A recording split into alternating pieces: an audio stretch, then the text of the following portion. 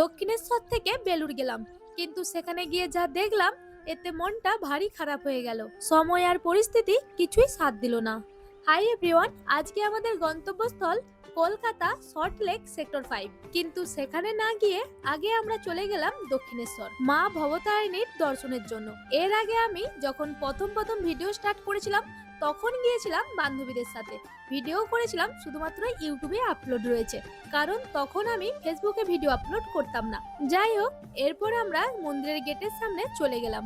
কিন্তু এইবারে মনে হয় মাকে দর্শন করা হবে না, কারণ তখনই ঘড়ির কাঁটায় প্রায় 10টা বাজে। আমাকে সল্টলেকে পৌঁছতে হতো মোটামুটি 3টের মধ্যে। যদি পুজো দিতে যাই তাহলে অনেকটাই দেরি হয়ে যাবে।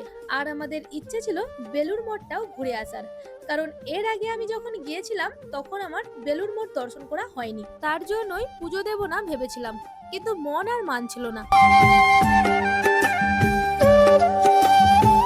মন্দিরের চারপাশটা এতটাই সুন্দর, স্নিগ্ধ একটা পরিবেশ, কি যে ভালো লাগছিল সেটা প্রত্যেকেরই হয়তো ভালো লাগে। তার ওপর এই পুকুরে এত মাছ দেখে পুরো খিলখিল করছে। আচ্ছা, তোমরা কে কতবার দক্ষিণেশ্বর মন্দিরে গেছো কমেন্টে জানিও তো।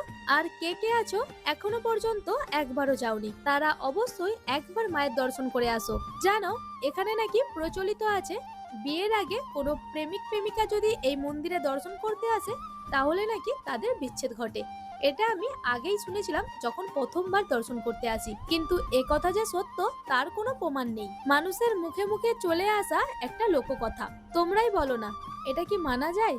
মা ভবতারিণীর দর্শন করলে কোনো সম্পর্ক ভেঙে যায়? যে কোনো সম্পর্ক তো টিকে থাকে একে অপরের বিশ্বাসের উপর। সেই জায়গায় কোনো মন্দিরকে দোষারোপ করা তো একদমই ঠিক না। বরং মায়ের কাছে গেলে মাকে দর্শন করা যায়, গঙ্গার পাশে বসে থাকার মতো একটা শান্ত পরিবেশ পাওয়া যায়, মা শারদা ও রামকৃষ্ণ দেবের স্মৃতির সঙ্গে পরিচিত হওয়া যায়, এবং মায়ের কাছে সব মনের কথা বলার একটা সুযোগও থাকে। যাই হোক, এদিকে আমরা দক্ষিণেশ্বর মন্দিরের চারপাশটা ঘুরে গঙ্গার ঘাটে পাহাড় ধুয়ে আবারও বেরিয়ে পড়লাম বেলুড় মঠের উদ্দেশ্যে। লঞ্চে উঠে প্রথমেই খেয়ে নিলাম চানা মশলা। আমি দক্ষিণেশ্বর এসেছি, কিন্তু বেলুড় আমার যাওয়া হয়নি। এটা ফার্স্ট টাইম, মানে ফার্স্ট টাইম লঞ্চেও চেপেছি।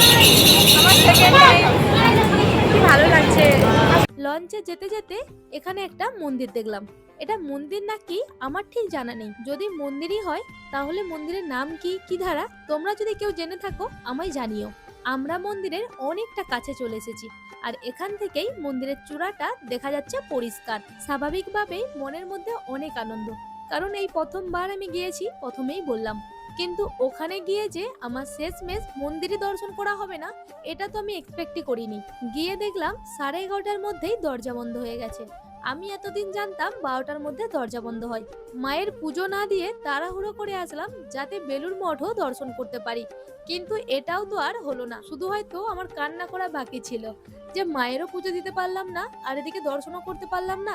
এইটা ভেবে কি আর করার, নেক্সট টাইম হয়তো হবে। এরপর যে আমাদেরকে যেতে হবে সল্টলেক, তার আগে আমরা যাব পিসিমনির বাড়ি।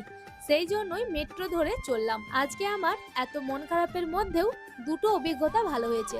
এক, লঞ্চে চেপেছি, দ্বিতীয়ত মেট্রোতে চেপেছি। তো চলো, আজকের ভিডিওটা এই পর্যন্ত। কেমন লাগলো জানিও। দেখা হচ্ছে পরের ভিডিওতে। টাটা।